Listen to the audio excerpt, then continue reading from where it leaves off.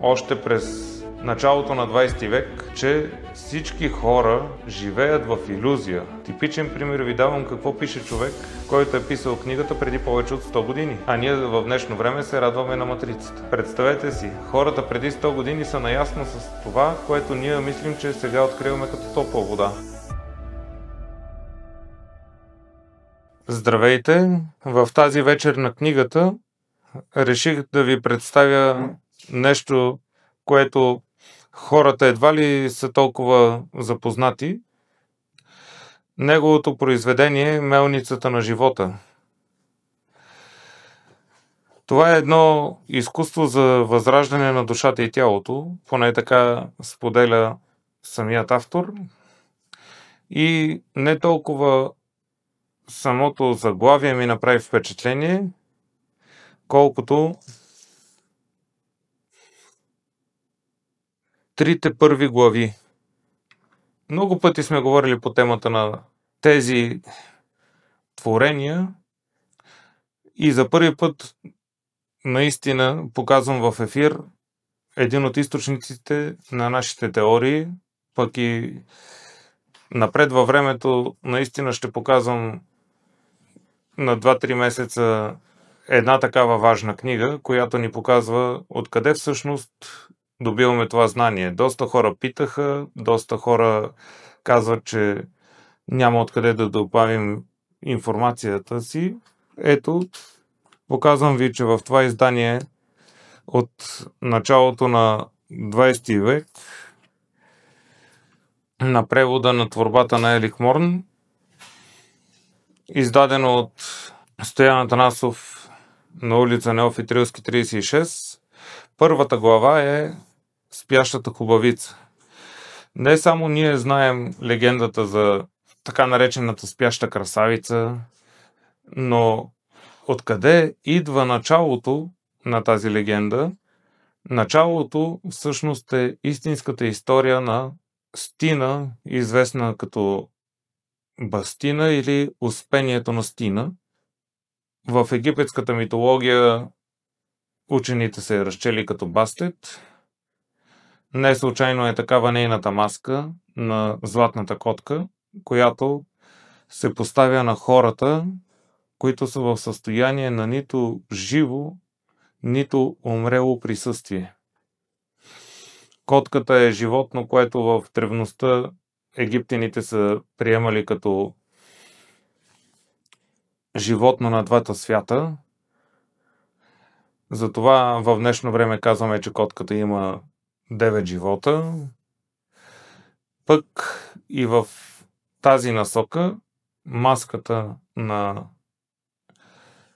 човек, дали ще е жена, дали ще е мъж, придаваща своята функция в някакъв тип котка, от обикновено котенце, да стигнете до тигър или пък съблезъб, това вече няма никакво значение. Всичко това показва някой човек, който все още не е мъртъв. Той има живот в себе си. Така се случва, че под сакралния кристален саркофаг намират и Савската царица. Ако забележите, повечето савски царици имат интересни маски върху лицата си. Една дълга история. Нашата легенда за Бастина или Бастет е отдаването на вечен сън или успение, за да защити своя вече смъртен син. Мисля, че тук доста добре пасва на спящата красавица. А и това спящата хубавица, даже още по-хубаво казано. Тук много добре описва авторът за състоянията, в които изпадат хората, докато са определени като спещи или спящи. Много добре вкарва късото пробуждане, което има всеки един от тях, за да не помни само и единствено сънищата си, а и къде се намира в момента. Това късо пробуждане, между другото, мога да ви кажа, че е същото като единият ден в годината, подходящ да отворите вратата и да видите Бастет в Странджа. Това е късото пробуждане. И всяко следващо късо пробуждане може да бъде представено с помощ на звездната карта и всички небесни тела, свързани с животът на тази хубавица, и тя всъщност, небесната карта, имам предвид, обхваща тежестта на желанието, което трябва да изпълни даденият човек, за да може да бъде полезен входът, извършен от посетителите. И да може да разберете кога е следващото късо пробуждане, на практика трябва да следвате звездния план. Звездния план и звездната карта ви казват тази година, 5-тият месец и 5-тият ден са, типичен пример давам, на 6 юни. На следващата обаче, 5-тият месец и 5-тият ден са на 6 юли. Обаче пък на последващата година, 5-тият месец и 5-тият ден са наистина на 5 май. Това е начинът, по който времевия диапазон се изменя и доказва, че григорианският календар хич не ни помага, а това, което показвахме в епизоди от нашата поредица, астрономията е тази, която наистина ни показва времето във всичките му измерения. Между другото, се оказва, че модерната наука в въображението доказва още през началото на 20 век, че всички хора живеят в илюзия. Ето, даже ще прочета част от тази книга. Модерната душа си въобразява, че живее, защото от време на време усеща някакво удоволствие. Типичен пример ви давам какво пише човек, който е писал книгата преди повече от 100 години. А ние в днешно време се радваме на матрицата. Представете си, хората преди 100 години са наясно с това, което ние мислим, че сега откриваме като топла вода. И продължавам цитата си. Това удоволствие е последвано веднага от оная страшна тъга, която винаги се изпречва пред нейните мизерни опити за щастие. Това е начинът, по който се определя защо всички хора живеят в непробуден сън. Иначе казано, приказката за спящата красавица, извадена от легендата за Бастет и нейното успение в обещанието към сина и саможертвата, не са далеч от вашата криогенна камера, която сте затворили, когато сте дали обещание пред някого с сделка, която не ви позволява да напуснете илюзията преди да изпълните целта си. Съвременното лошо настроение се поражда именно от самоизмамата на човешкото съзнание и, отчаивайки се някой, си мисли, че друг му е виновен, но всъщност така нареченият могъщ княз, чародеец на мисълта или вярата, така са го наричали в древността, в днешно време му викаме просто Бог или Създател, ще дойде да ги събуди. Но без вашата отговорност няма кой да дойде да ви събуди. Събудете се сами, за да може мисълта ви отново да тече в правата насока на вашата цел, под строгото определение на вашето въображение, благодарение на животът, представен в илюзията, чрез реалността на вашата истина. За да бъдем по-ясни в цялото това обяснение, ще поставя и вариацията на спящия човек, не само на спящата хубавица. Общо взето, всеки един спящ човек е малко по-ниш, според автора, вариант на спящата красавица или спящата хубавица. Защото спящият човек може да предостави просто едно театрално постановление, вместо да постави цял живот в илюзията. Той не е убеден кога е бил буден и кога е бил заспал, което доста често виждаме в днешно време. Съмнамбулизъм, бълнуване, шизофрения и всички останали така наречени заболявания всъщност са вариант на съня и на спящият ум и разум, които не са много далече от лечението, стига човекът успее да разбере какво иска да сънува този, който преживява това нещо и да му помогне само при негово желание, като напише остатъка от сценария. Тоест, спящия човек, за да бъде пробуден, първо трябва или е хубаво да му се помогне с сценария или поне да се завърши редакцията. Животът на тези хора обикновено нямат смисъл и оня, който се изживява да му намери смисъл, трябва да е готов в поемането на отговорност, че промяната на ситуацията ще бъде нещо невероятно, нещо смислено и вместо заблудени и луди, хората чрез мистиката ще получат една красива спекулация на съживяването. Между другото, това е един научен термин на паралогизма и всички хора, учили някога психология или психиатрия, съм сигурен, че ме разбират в този момент. Наистина, от време на време в тренировката на човека влиза и контрола, но този контрол е крайно недостатъчно присъствен, за да се каже, че някой е зависим от избора на друг, освен от собствения избор. И мисля, че сега разбирате и една друга гледна точка на личният избор спрямо всичко изказано до тук от нашите епизоди.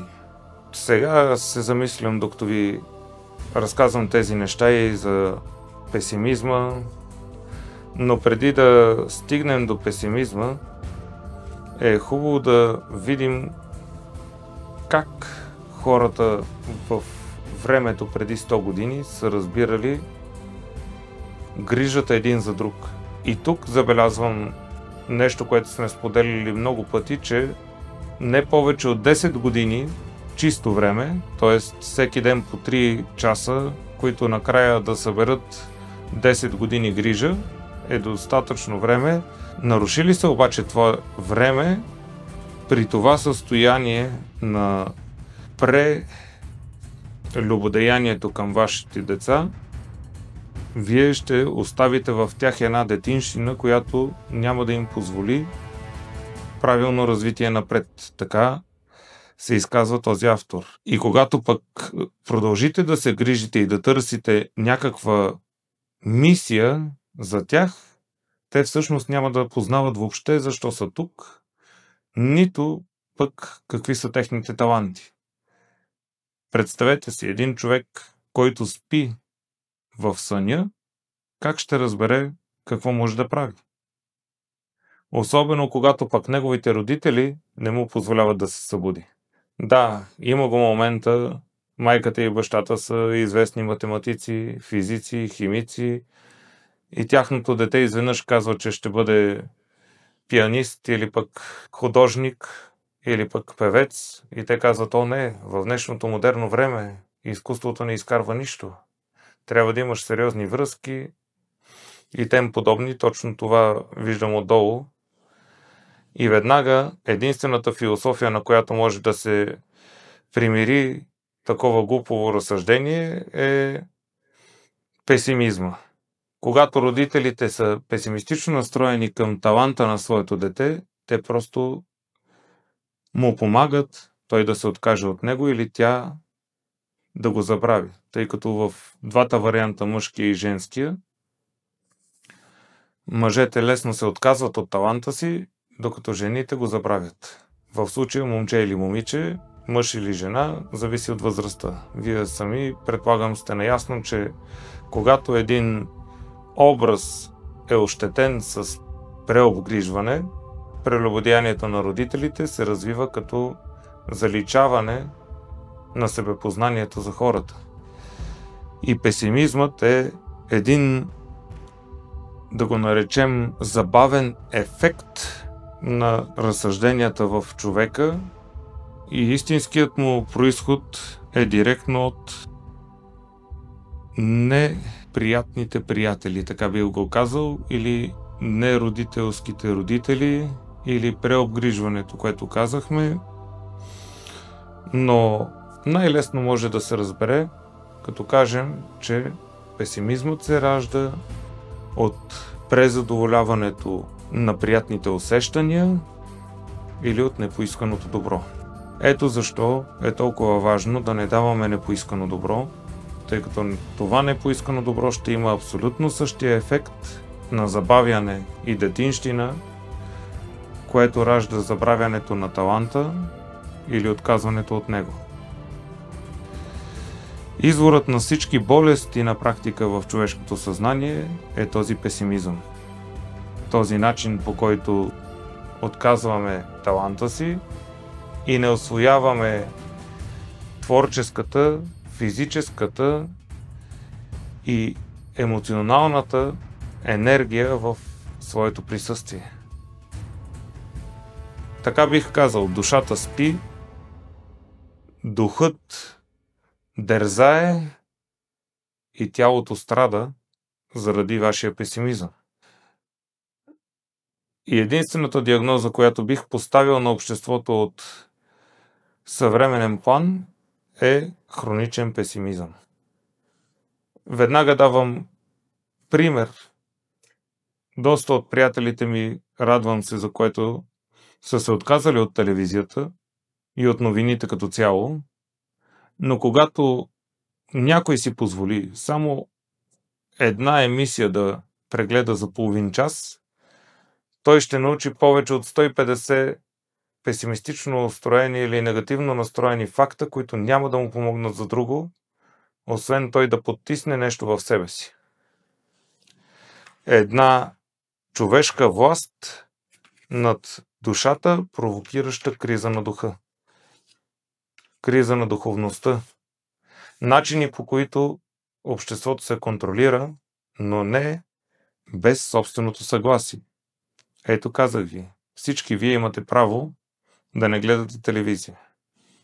И най-важното, да проверявате истинността на медиите, които слушате, което малко или много ще ви защити от последващи атаки. И след цялото това отрицателно влияние на песимизма, на последно място и като край за този епизод съм сложил нещо от тази книга, отново 9-та страница по случайност, семето на Възкресението или признакът, който в случая е кръстен празникът на Възкресението, много ми напомня на граф Толстой и неговата книга Възкресение. Мисля, че доста от вас са я чели някога. Човешката душа е надрена и с безкрайни сили, въпреки че тя е само една лупа на проекцията на духа в тяло, ако и когато тя е замъглена, нещо почва да липсва. И всички тези песимистични теории и начини, по които песимизма се отразява, всъщност замъгляват тази лупа.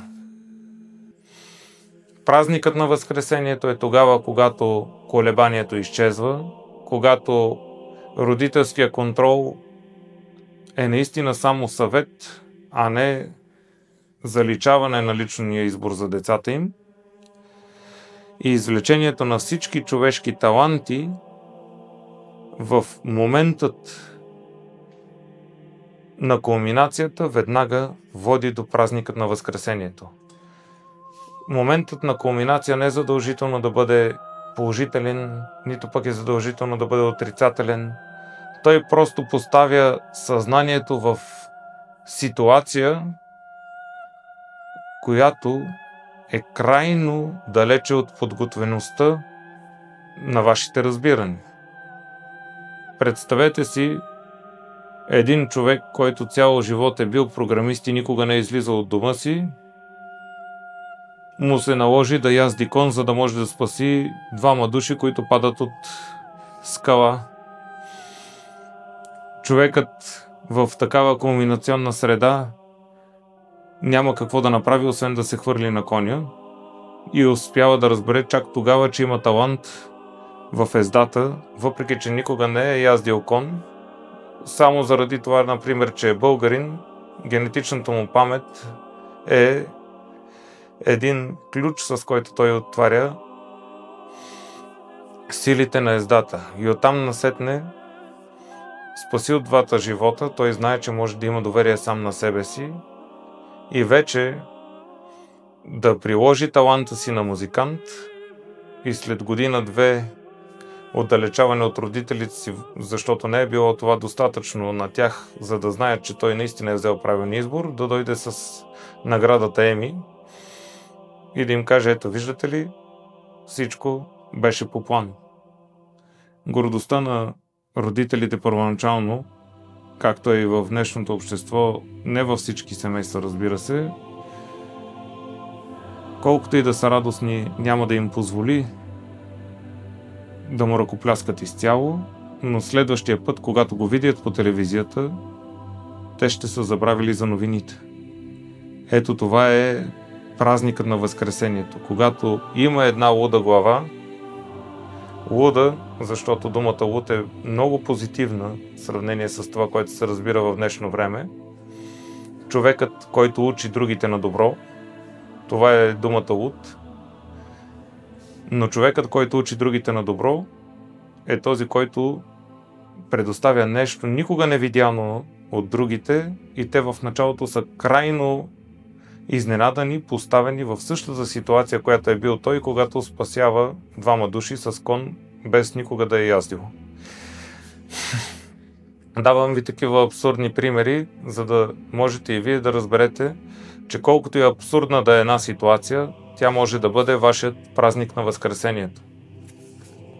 Всеки един от вас сам избира празника на Възкресението и, съдейки по това, което съм прочел в цялата тази книга, се спирам на 17-та страница или мисълта, за да разпознаете сами в последните оставащи минути на този епизод каква всъщност е била целта на тази книга от автора.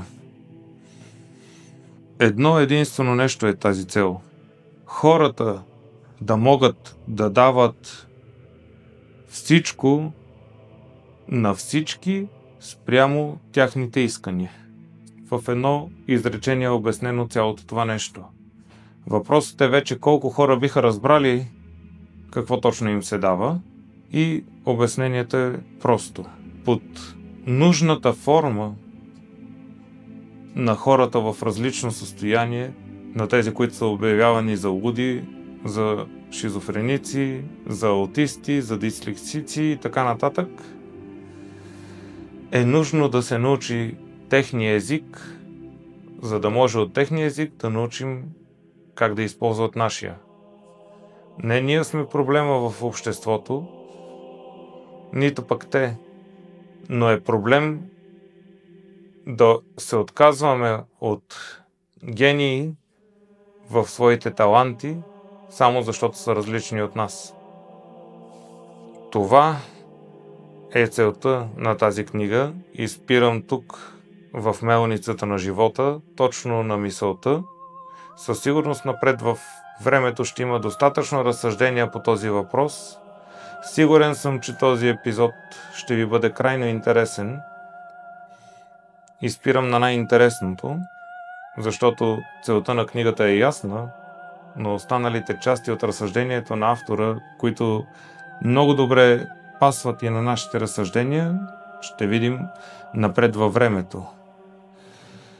Преди да затворя този епизод, бих ви споменал, отделете малко време, спрете на пауза точно в тези последни няколко минути на епизода и разгледайте цялото това ромбче, което е направено. Започва с изворът на енергията, вярата на надеждата, средството за възраждането, преобразуването на характера, преживяванията в различните страници, това, което може да видите тук, бавната смърт, какво означава това, повишаването на жизнеността, изкуството като вид хигиена на тялото, духа и душата, съвременната скръб, съкровището, достъпно за всички, очилата на добротата. Ето ви как авторът кръщава претворението или трансформацията на песимиста в оптимист. Винаги във всичко да откриете добротата. Лицемерието, като така да го наречем реабилитация на хората. Добротата и хубостта също като умствена гимнастика. Животът, който се ражда, силите за борбата с живота, елексирът за младостта, спящите гении, това за което говорих преди малко, гимнастиката на духовното пробуждане, как да добиваме енергия, театралната енергия също е много важна, да можете да играете ролята си, докато не се наложи да излезете от нея. И кога се налага да излизате от една роля, за да влезете в друга, и дали сменянето на ролите в различните ситуации може да се нарече лицемерие, също е интересна тема на мелницата на живота. Дипломацията спрямо самите нас е интересна тема тук и тайната на енергиите, съдбата в ръцете ни се поставя точно от тази енергия и между другото накрая, както следва, егоизмът и болестите, провокирани от него, които всъщност са съдбовният сън, заключващ или помагащ да отключим във възкресението собственото си съзнание. Тези теми са написани по специален начин. Който от вас иска, може да провери колко на брой са символите във всеки един от редовете на този ромб и колко са тези редове. Една интересна мистика, гимнастика за вашето духовно, душевно и телесно състояние. Благодаря ви, че бяхте с нас в тази вечер на книгата и ще се радвам в следващият епизод продължение на темата да бъдете отново с нас.